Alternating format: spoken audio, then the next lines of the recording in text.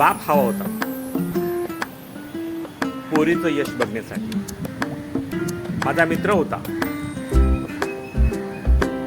हातावरचं पोट होतं, रोज कमवायचं रोज जमवायचं. मग काय, त्याच्या नातेवाईकांनी त्याला एकदा फोन दिला, चालू होता, पण त्याची आपली स्वतःची काही प्रॉब्लेम होता, त्यामुळे त्यांनी काही सिम नाही घेतली. मला 2-4 वेळा त्याने असं कानात टाकलं. मी त्याला सांगितलं, मित्रा मी तुला सिम घेऊन देतो.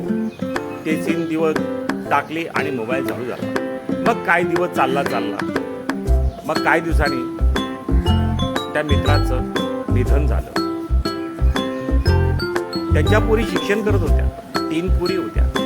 3 पोरी शिक्षण करता करता मला वाटतं ग्रॅज्युएशन कंप्लीट व्हायला आलेलं. बाप नव्हता त्याकडे,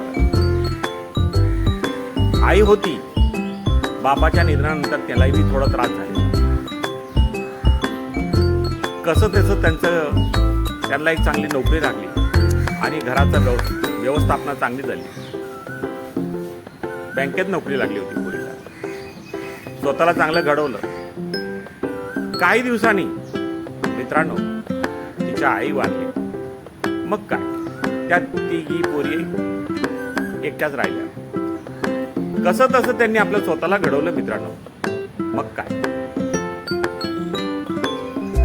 म्हणून सांगतो बाप हवा होता, पण त्या बापाचं एक स्वतःचं घर नव्हतं. पण पोरीनी आज आपल्या स्वतःच्या बळावर एक थोडासा चांगला बंगला घेतला आणि ते पाहून मला आनंद झाला. म्हणून सांगितलं मित्रांनो, बाप हवा होता पोरीचं यश बघण्यासाठी. माझा एक नवीन चॅनल आहे, मला लाईक आणि सबस्क्राईबर जरूर करा. धन्यवाद मित्रांनो. जय महाराष्ट्र.